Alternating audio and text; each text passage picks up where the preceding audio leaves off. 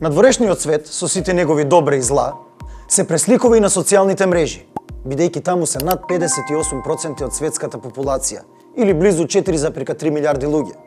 Да, а таму се и натрапниците. Меѓу најчестите натрапници на социјалните мрежи се така наречени ботови и тролови. Бот е автоматизиран профил, налог на социјалните медиуми со кој управува компјутерски алгоритам, а не вистинска личност. Иако профилите на ботовите понекогаш представуваат луѓе со име и презиме, најчесто лажни. На социјалните мрежи присутни се милиони ботови. Има и мрежи од ботови кои користат иста фотографија на повеќе профили. Постојат три главни карактеристики на ботовите. Првата – анонимноста. Не даваат дополнителни информации за тоа кој стои зад профилот и вообичаено ставаат слики од личности, компании или символи на движењата и идеите што ги застапуваат. Втората е нивната невообичаено голема активност, некарактеристична за реални луѓе. Објавуваат и до 50 на поста дневно. И третата е постојаното пренесување постови од други корисници. Има и мрежи од ботови кои користат иста фотографија на повеќе профили. Бот мрежите користат моќни структури за да ги нападнат политичките противници, лидери, држави.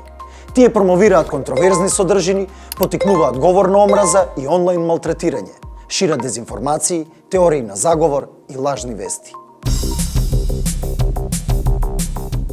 За разлика од ботовите, троловите се вистински луѓе што седат зад компјутерот, намерно иницираат конфликти на социјалните мрежи или навредуваат други корисници за да го одвлечат вниманието од темата на дискусија.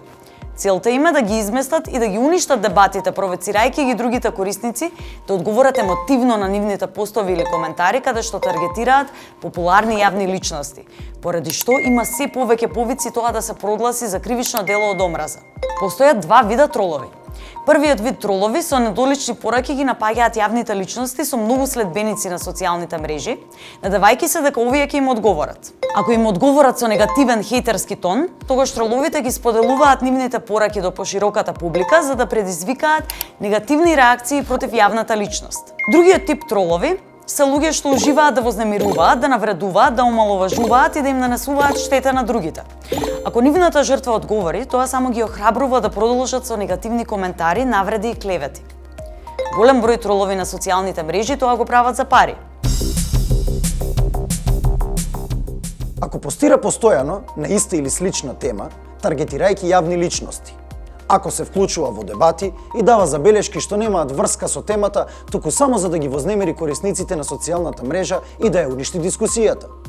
Тролот ги игнорира доказите и се прави дека никогаш не ги видел. Ако постира лични навреди, бесрамно напаѓа или критикува за да понижи некого пред другите, а откако сериозно ќе испровоцира, испраќа порака од типот «Еде, што се лутиш». Ако не му е гајле, што повеќето луѓе на мрежата не се согласуваат со него, тролот ретко се лути и ретко може да биде испровоциран.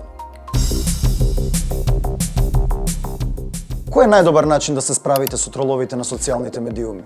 Да ги игнорирате. Блокирајте ги и кажете им на сите ваши пријатели на мрежата дека станува збор за трол. Со помасовно блокирање, троловите ќе го изгубат бројот на пријатели, а со тоа и влијанието, односно работата. Ако ви прават посебни проблеми со тролањето, тогаш може да ги пријавите кај администраторите на социјалната мрежа.